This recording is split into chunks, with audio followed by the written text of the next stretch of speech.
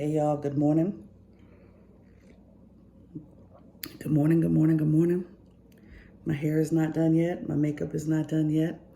I've got a 3-hour class to teach today, so I'm gonna get it together before my class this morning. But let me talk to y'all a little bit about something. Gotta have my coffee before I get started.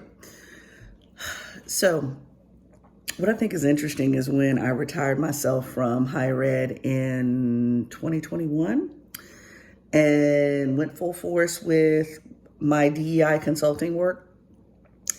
People knew that I was in diversity, equity, and inclusion, but it just didn't click that the work that I was doing was not an overnight success, right? Just didn't click to them. It didn't click that, I started out actually in residence life in higher ed, was a hall director, and was a hall director around the clock, 365, at a small private institution while I was in seminary, and had a lot of diverse students there, which I absolutely loved. And I think res life needs to be like required experience for anybody in higher ed to really understand student development and students and all that they bring.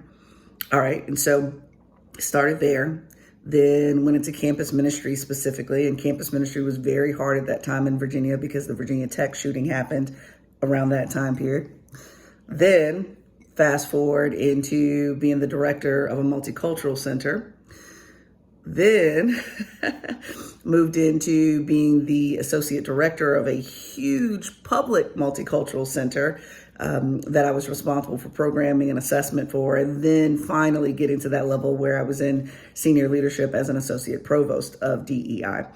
And after all of that was when I launched my business. Not before, not during. I had an LLC already on the books, but that doesn't mean you're doing anything with it, right? You just have it. You just have the piece of paper certifying that you have a business that you can function in. That doesn't mean you're actually functioning in it, right? So when I decided I didn't want to do the commute anymore, when I decided I wanted to control my time more, basically when I realized that higher ed was the hub within a very large wheel that controlled everything else in my life that I didn't want it to control, that's when I walked away. And so it wasn't quiet quitting. It wasn't I'm disgruntled with my life and my job and my boss no, all of that was on point. Actually, it was the highest level that it could be in within the confines of higher ed, but I knew that there were larger opportunities available. And so that's why I left. And so my point here with that entire arc of my experience is that, number one, things that you think are overnight successes are not overnight successes. They're probably 10, 20, 30 years behind whatever you think is overnight success. Second, you're moving in the right direction when you get signs that you are moving in the right direction. Because the Friday after I submitted my resignation letter, the very next week, I received a confirmation that I had been accepted into the Bank of America Women in Entrepreneurship Program, which is free of charge, with all of this particular information that business owners need. Because remember, running a business is very different from the educational field. You almost have to unlearn and relearn things as a result of how you've been kind of indoctrinated into educational systems. And then after taking Bank of America, that's when I applied and got into the Tory Burch Fellowship Program, which was also business-based. And then after that, got into University of Pennsylvania, which was focused on social impact strategy. And so all of that created this staircase of learning more about business and about running my business and then actually following through on it. And then on top of that, I was in a position where I got to go to the ROI Summit, which was all about becoming a 7-figure business for women, underrepresented folks, LGBT folks. And so the staircase just kept climbing, right? And so all this to say, you may be an incredible DEI practitioner, an incredible DEI educator, but you still need that backbone of business experience. And if you don't have it, it's out there.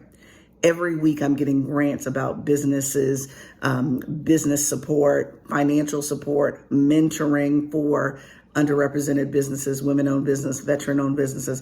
So please, I'm begging you, if you're thinking about getting into the DEI field, start to build the business structure and get the business acumen that you need to do it, because there are folks like us out here that have been out here for years that we want to retire. We want to get to a place where financially we can retire, but also that we trust that there are other DEI strategists that can do what we do and do it better than we've done it.